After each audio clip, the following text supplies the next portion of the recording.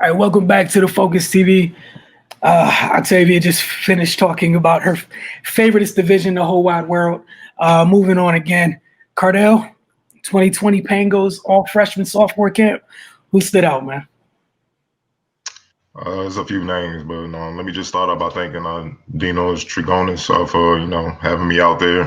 For those that don't know, obviously he's the director of all the Pangos camps. One of the more respected evaluators in the country. He started his publication Full Court Press in 1994, and he's pretty much the go-to guy on the West Coast, man. He's done seen them all since that time. So, and not just through Cali, all the best from around the country for the most part. This camp is kind of like the prelude to getting to the main event, the Pangos All-American camp. He has regional camps throughout the country. Invite the top players from that region to come out and battle. In front of evaluators in front of him, and this weekend was no difference. It was the East Coast turn. Pretty much prospects from up north like New York all the way down to Florida. All the way west to about Ohio. It was a lot of young prospects, so I was just eager to see who the next wave coming up is, and high school, and they're talented, man. They're way more polished than what we were, in 9th and 10th grade. I mean, I think the average size was about 6'4", my size, already in the 9th and 10th grade. I mean, it's just ridiculous how advanced they are at that same age, and how physically, advanced they are, and they still have room to grow. That's the scary part. But the event took place at 76ers Fieldhouse, which is where the Sixers G League team, the Delaware Blue Coats, play. And what I liked about it, it was organized, first class, very structured, and they roll the balls out, just let you show what you could do, man. It's coaching, refs. It's not like like a pickup game for instance, because you are being evaluated, and what you do here will get you invited to the big camp.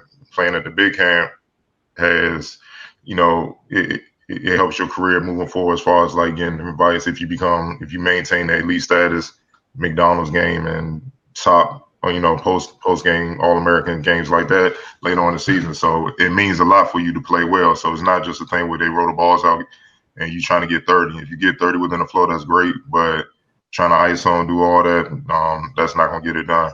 But without further ado, here's some guys that stood out, some of the youngest.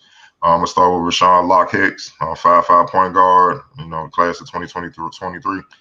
He plays high school at St. Cofer Freedom in Pennsylvania. Highly skilled floor general with IQ and feel beyond his age, man. The way he found guys time after time for scoring opportunities was fun to watch. Defensively, he was looking like a young Muggsy Bogues. Being 5'5", he better be a pest on ball, you know what I'm saying? Because other guards would try to take advantage of him. Opposing guards finally got smart, eventually, and gave the ball up, let somebody else bring it up because he was just too much. He was turning them too much, or he was ripping them. So get the ball up and move up court. But to be so small, had that big of an impact on the game speaks volumes for his future and potential. I love what he brought this weekend. Next up is Ian Jackson, 6'6" wing, freshman 2024 class out of Cardinal Hayes in New York. He's a multi-dimensional wing with pro-level athleticism already as a freshman. He was going between his legs for dunks and warm-ups with consistency. And when he got out on the break and took off, it was already known to move out the way. He's just a freak athlete. Lastly, his energy is rare. He plays all out like a walk-on trying to earn minutes. When you put all that together, I mean, it's clear that Jackson has a shot at, being a special player for years to come. Next up is James Moore, 6'8" wing, freshman class 2024 out of Patrick School in New Jersey. His potential is off the charts, being 6'8", having great length, athleticism, and a growing skill set on the perimeter. He's still a bit raw offensively, however, you can forecast that he would be another lethal wing who could defend all 5 positions that we currently see dominating the NBA on down. He's also a very good shot block on the perimeter and at the rim. Another guard is Dwayne Pierce, 6'4" guard, same freshman class. As you can see, that freshman class is crazy. 2024 out of Christ the King in New York. Plays with that New York flair, and he could put the ball in the hole, in a variety of ways.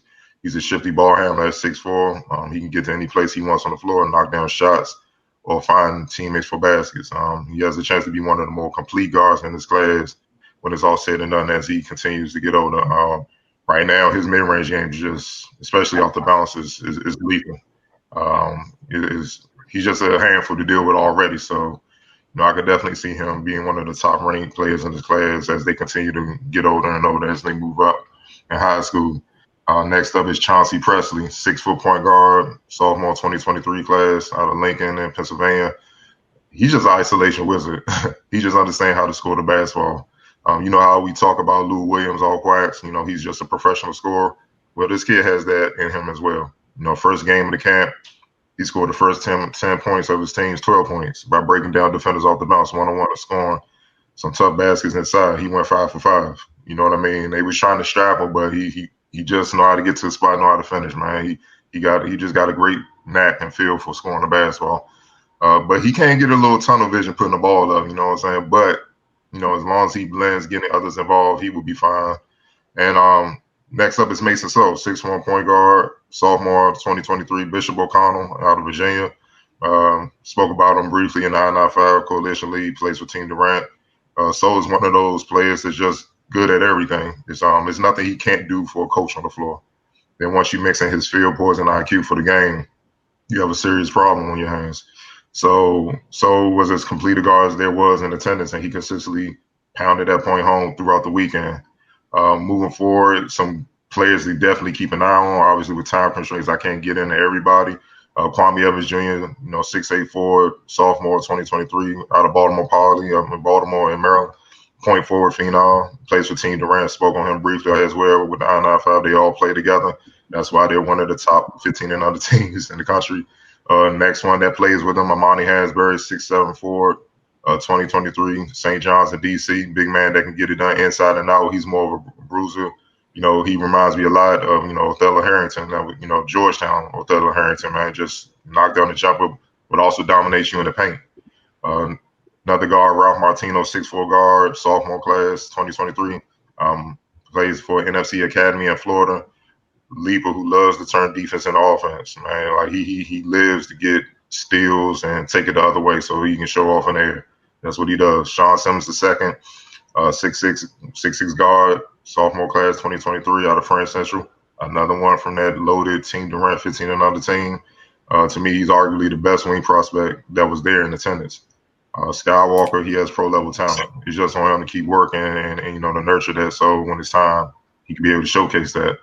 Delaware Warren, 6'1" guard, 2024, Spire Institute out of Ohio. Explosive guard that's unstoppable attacking the basket in transition or off the bounce getting to the basket. Bryson Wilson, 6'5" guard, sophomore, 2023 out of Murray in D.C. Smooth shooting guard that can score efficiently from all three levels. And Malachi Wright, 6'6" forward, 2023 class, first state college prep out of Delaware. Athletic, long, versatile forward. Who's at his best playing within himself. When he gets out, when he tries to do too much, he hurts himself. But when he just do what he do, he's a problem. And we'll be back with the PYBL standout soon.